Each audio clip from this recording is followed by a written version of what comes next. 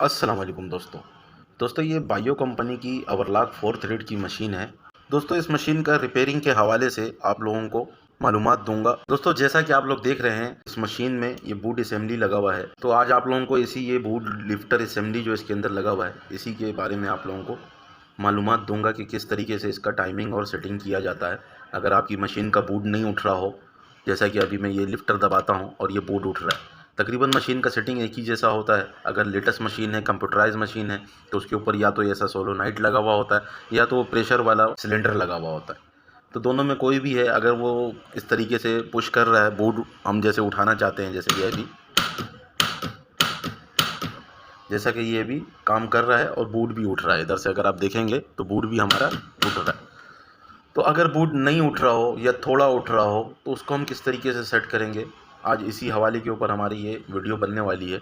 तो वीडियो को आप लोग फुल देखेंगे तो आप लोग को अच्छे से समझ में आ जाएगा कि कहीं पे आपको इस किस्म का फॉल्ट नज़र आए कि बूट कम उठ रहा है या बूट नहीं उठ रहा है, तो उसका क्या क्या मसला हो सकता है, क्या क्या चीज़ ख़राब हो सकता है जिसकी वजह से बूट नहीं उठता है। तो ये सारी चीज़ों का जानकारी आप लोगों को आज मैं दूँगा। दोस्तों कंपनी पार्ट्स का अपने हिसाब से नाम रखती है, लेकिन हम लोग भी अपने हिसाब से रख लेते हैं कि हम उर्दू में इसको किस तरीके से बुलाएंगे। अब जैसे कि मैं बुलाता हूँ कि ये जो ऐसे नीचे का जो ये हिस्सा है ये बूट है, इधर ये एक स्क्रू और ये एक पट्टी टाइट हुआ हुआ है, इसके ऊपर ये बूट डंडी टाइट हुआ हुआ है, इसको हम लोग बूट डंडी कहते हैं। ये हर किस्म का छोटा भी होता है, बड़ा भी होता है। फिर इसी तरीके से ये पूरा बूट एडजस्टमेंट, यानी कि बूट को हमने ऐसे ऐसे एडजस्टमेंट करना है, तो ये बूट डंडी के ऊपर स्क्रू लगा हुआ है कि बूट डंडी के स्क्रू से हम लोग ऐसी, अगर किसी मैकेनिक को बोलते हैं कि यार ये बूट डंडी के स्क्रू से बूट को एडजस्टमेंट कर दें निडल के हिसाब से कि निडल के साथ टकरे नहीं। तो यहाँ तक का जो हमारा क्या हो गया, यहाँ पे हमारा ये बूट हो गया, ये बूट एडजस्टमेंट स्क्रू यहाँ पे भी है। अगर हम यहाँ से भी चाहें तो बूट को आगे पीछे घसका सकते हैं, 19-20 2 mm 3 mm तक का हम उधर भी ले जा सकते हैं और इधर भी ले जा सकते हैं। इसको स्क्रू को लूज़ करेंगे और बूट को घसकाएंगे। जैसे बाज़ वक्त ऐसा होता है कि जब हम इसका गेज चौड़ा चला रहे होते हैं तो यहाँ पे गैप आ जाता है, यहाँ पे गैप आ जाता है तो फैब्रिक ऐसे पलट जाता है, पलट के बार बार लूपर के अंदर घुसने लगता है। तो हम क्या करते हैं, यहाँ से इसको लूज़ करके बूट को थोड़ा सा उस तरफ करते हैं, उस तरफ करके कि इसके बीच वाला जो ये इतना सा हिस्सा, ये मक्खी है, बूट का जो मक्खी बना हुआ है, इस मक्खी में भी एडजस्टमेंट होता है। यहाँ पे इतना सा सांचा बना हुआ होगा और ये मक्खी पूरा इधर उधर ऐसे घसकता है। दोस्तों इसी तरीके से ये जो यहाँ से लेके इस जगह तक का ये जो पीस लगा हुआ है, इसको हम लोग बोलेंगे बूट राड, जिसमें डंडी आके बैठेगा, बूट की डंडी बूट राड के अंदर आके बैठेगा, टाइट होगा। इसी के पीछे अगर इधर आ जाएंगे, बूट राड पिन लगा हुआ है यहाँ पे, ये जो पिन लगा हुआ है ये एक स्क्रू के साथ टाइट होता है। तो बूट राड जो इसका ये बूट राड मेन शाफ्ट लगा हुआ है, ये यहाँ से शुरू होता है, कुछ ऐसे शेप में बना हुआ है, फिर इधर से अंदर एक बुश के अंदर से जाके इस तरफ से बाहर निकला हुआ है। तो ये बूट राड मेन शाफ्ट कहलाता है। बूट राड मेन शाफ्ट के साथ टाइट हो जाता है। यहाँ पे एक स्क्रू है, ये पिन हम इसके साथ यहाँ पे टाइट कर देते हैं तो ये एक जगह पे फिक्स हो जाता है। अक्सर ये यहाँ से टूट भी जाता है तो इसको चेंज कर लिया जाता है खोल के यहाँ से। दोस्तों अभी जैसे कि बूट हमने यहाँ से इसको बिल्कुल सीधा लगाना है, ये जो इसका बूट का प्लेसमेंट है, जो सामने का ये हिस्सा है, ये बिल्कुल हमने ऐसे सीधा रखना है। इसको ऐसे नहीं कि हमने इस तरीके से कर देना है या इस तरीके से कर देना है, ये जब भी रखाएगा बिल्कुल सीधा रखाएगा। अब ऐसे हमने सीधा रख लिया, सीधा रखने के बाद भी जब हम बूट को ऐसे देखते हैं सीधाई में, तो ये सीधा नहीं है, या तो ऐसे घुमा हुआ है या तो ऐसे घुमा हुआ है। अगर आपको इस किस्म का कहीं पे भी कंडीशन नज़र आता है तो इसको किस तरीके से सही किया जाएगा कि बूट बिल्कुल सीधा हो जाए। तो अभी तो ये बिल्कुल सीधा है, मैं इसको टेढ़ा करके दिखाऊंगा कि ये किस तरीके से ऐसे इधर आ जाएगा या इधर चला जाएगा। दोस्तों ये कंप्यूटराइज लेटेस्ट मशीन है, इसलिए सुराख यहाँ पे ये क्लियर नहीं दिख रहा है।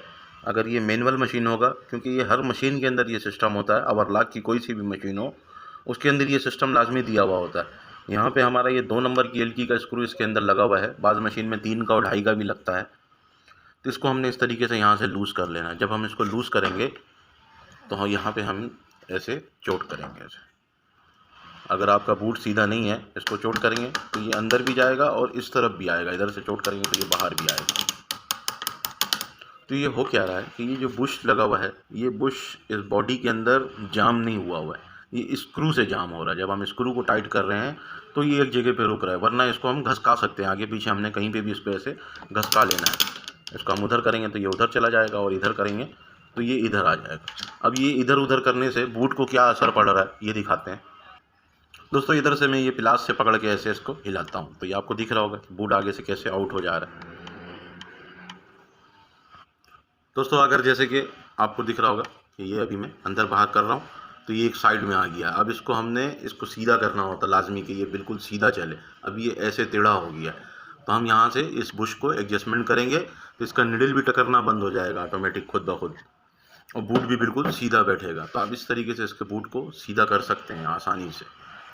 जिस जगह पे आपको लगे कि हाँ यार यहाँ पे बूट सीधा भी दिख रहा है और निडल भी बूट के साथ टकरे नहीं, जैसे हम व्हील घुमाते हैं और निडल अंदर जाए बाहर आए तो बूट में कहीं पे टकरे नहीं, बस यहाँ पे हमने देख के उसके बाद फिर स्क्रू को टाइट कर लेना है।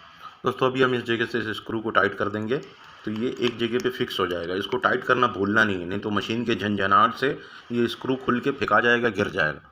तो ये चीज़ आपने गौर करना। अब हम इसको भले इधर से चोट मारेंगे तो ये अंदर भी नहीं जाएगा और बाहर भी नहीं आएगा। अगर हम पिलास से पकड़ के खींचेंगे तो ये बाहर भी नहीं आएगा। ये इस वजह से नहीं आएगा कि हमने क्या किया, उसको एक जगह पे ग्रिप कर दिया। तो ये इसका टाइमिंग बांधने का तरीका है सेटिंग करने का। अगर आपके साथ लाइफ में कोई ऐसा केस आपको मिलता है तो आप इसी तरीके से सेटिंग करेंगे, इंशाल्लाह बिल्कुल बेहतरीन हो जाएगा और बूट की सेटिंग अच्छी हो जाएगी। दोस्तों अब आ जाते हैं कि बूट अगर कम उठ रहा है, जैसे हम यहाँ से इस लीवर को दबाते हैं अब बूट कम उठ रहा है। ये तो ऑटोमेटिक मशीन है, बाद मशीन में चेन लगा हुआ होता है यहाँ पे नीचे, ज़्यादातर मैनुअल मशीनों में चेन लगा हुआ होता है। तो उसमें भी ये सिर्फ ये जो बनावट है वो उस पट्टी का थोड़ा सा अलग होगा, लेकिन बकिया ये सारा सिस्टम जो अभी न्यू मॉडल के अंदर है वो सेम इसी तरीके का बना के कंपनी भेज रही है। दोस्तों अगर जैसे कि इस मशीन के अंदर इस किस्म का ज़्यादातर जो हमारी मशीनों में ये असेंबली पूरा लगा हुआ होता है, इसका कोई बुक में नाम अलग से नहीं दिया हुआ होता है। ये SM कहलाता है, boot lifter SM, boot lifter connecting, फिर बूट लिफ्टर ये SM पट्टी हो जाता है, फिर यहाँ पे एक SM और लगा हुआ है। तो इसका नाम नहीं है, इसका नाम हमें अपने हिसाब से रखना पड़ता है। तो हम लोग अपने ज़ुबान में जैसे ये बूट लिफ्टर हम लोग इसको लीवर बोल दिए, ये कनेक्टिंग बोल दिए, ये पट्टी बोल दिए, और ये गुटका है।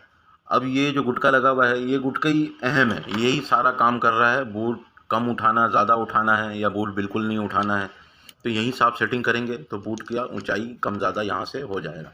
अब ये वर्क कैसे कर रहा है, इसके वर्क को समझना, इसके काम को समझना बहुत ज़रूरी है, तभी आप इसको सेट कर पाएंगे। वरना आप सिर्फ बस ऐसे ही अंदाज़ा मारते जाएंगे तो ये सेट नहीं होने वाला। सबसे पहले हम ये देखेंगे कि जब ये वाला लीवर है ये ऐसे नीचे जाता है तो ये कनेक्टिंग जो है ये इसके साथ यहाँ पे कनेक्ट है और इसी तरीके से ऊपर इस पट्टी के साथ कनेक्ट है। अब ये पट्टी जो है, ये पट्टी जो इधर से मेन शाफ्ट आ रहा है, इस मेन शाफ्ट के अंदर ये फ्री है, उसके अंदर ये जाम नहीं है।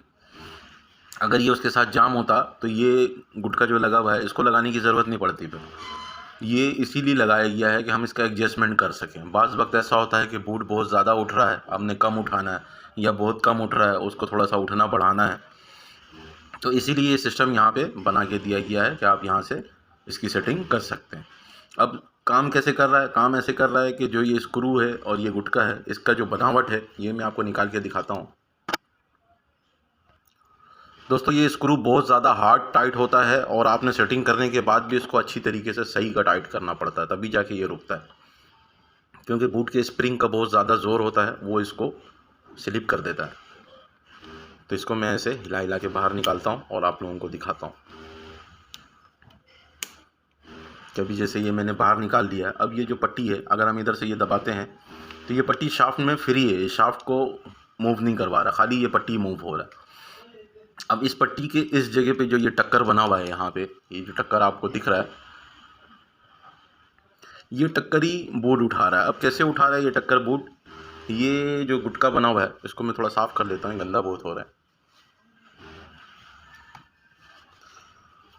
ये जो गुटके का बनावट है वो कुछ इस तरीके का है कि जब हम इस स्क्रू को टाइट करते हैं तो ये जो सुराख है इसका जब एरिया कम होता है, जब एरिया कम होता है शाफ्ट को ये बहुत कस के पकड़ लेता है फिर, और जब हम इसको लूज़ करते हैं तो इस शाफ्ट को ये छोड़ देता है, इसका एरिया बढ़ जाता है। तो इसका बनावट ये इस तरीके का बना हुआ है कि ये किसी चीज़ को सही का इसके सुराख के साइज़ का होना चाहिए, लूज़ नहीं होना चाहिए। अगर आप कोई सा भी आइटम इसके अंदर कोई राड वगैरह ऐसे फंसा के और अच्छी तरीके से टाइट कर देंगे तो ये उसके साथ ग्रिप हो जाएगा। तो ये इस राड के साइज़ का बना हुआ है। अब हम जब इस लीवर को ऐसे पुश करते हैं, नीचे करते हैं, तो ये जो यहाँ पे टक्कर बना हुआ है ये टक्कर हमारे तरफ आता है, आगे की तरफ आता है, आगे की तरफ आता है। तो यहाँ पे ये जो गुटके में यहाँ पे ये एक टक्कर बना हुआ है, ये आपको जो टक्कर दिख रहा है ये इस टक्कर को पुश करता है, और इस टक्कर को पुश करने के लिए बहुत ज़्यादा फोर्स चाहिए होता है, बहुत ज़्यादा ताकत चाहिए होता है। इसीलिए सोलोनाइट भी आपको दिख रहा होगा कि जो कटिंग का सोलोनाइट है वो छोटा है और जो बूट प्रेशर, बूट उठाने का जो सोलोनाइट है वो बड़ा है, यानी कि यहाँ पे ताकत हमें ज़्यादा चाहिए, ज़्यादा ज़ोर से इसको दबाना पड़ता है।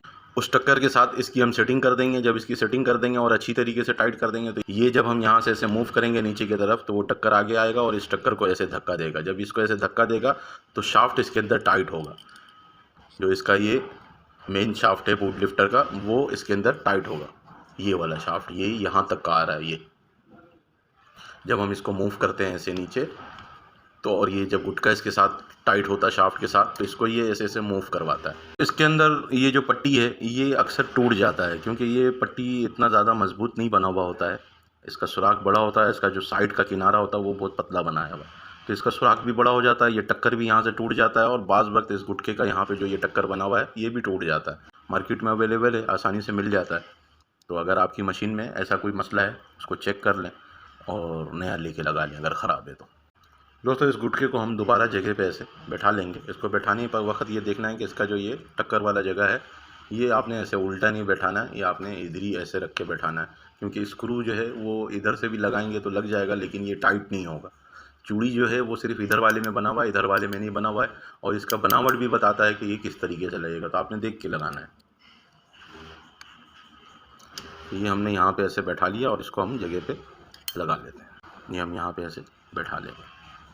अब इसको हमने ऐसे ऊपर स्क्रू को ऐसे ऊपर धक्का देके अगर हम टाइट करेंगे तो ये बिल्कुल फिक्स हो जाएगा। जितना बूट ये राड जितना नीचे इसको लेके जाएगा उसके हिसाब से ये बूट उठाएगा। तो इसी जगह पे हमने इसको ऐसे फिक्स कर देंगे हम, तो बूट अब सही उठने लगेगा। अगर हम इसको ऐसे लूज़ कर लेंगे, ऐसे लूज़ करके हल्का सा टाइट किया और फुल टाइट हो गया। इसको लूज़ करके हमने इधर इसको ऐसे मिला के और ऐसे नीचे की तरफ करके टाइट कर दिया, यानी कि हमने टक्कर से टक्कर को मिलाया नहीं। जो इस पट्टी का ऊपर टक्कर बना हुआ है और इस पीस के अंदर जो गुटके के अंदर टक्कर बना हुआ है ये दोनों का आपस में मिलाया नहीं, तो ये बूट को उठाएगा नहीं। ये आप देखेंगे बूट को उठाएगा नहीं, बूट सिर्फ हमारी इस डंडी से उठेगा, बस यहाँ से हम उठा सकते हैं। अगर हम यहाँ से कोशिश करेंगे तो ये नहीं उठेगा। ये देखें, तो हमने इसकी सेटिंग इसी तरीके से करना है। यही इसका टाइमिंग भी है, यही इसका सेटिंग भी है कि हम यहाँ से इसको ऐसे मिला के और ऊपर जो इसका दोनों टक्कर है, गुटके का टक्कर और इस पट्टी का टक्कर, इसको दोनों को ऐसे हमने मिला लेना है और मिलाने के बाद इसको टाइट कर लेना है। टाइट करने के बाद अभी हम इसका बूट उठाएंगे तो ये यहाँ से उठेगा। ये आपको दिख रहा है कि मैं इधर से ये लीवर दबाता हूँ तो बूट उठता है। तो दोस्तों आप इसी तरीके से अगर बूट की सेटिंग करेंगे तो बहुत बेहतरीन काम करेगा। इस सोलोनाइट से भी चेक करके आपको दिखाता हूँ। तो दोस्तों मिलते हैं किसी नई वीडियो और नए टॉपिक के साथ। एंड दोस्तों अल्लाह हाफिज़।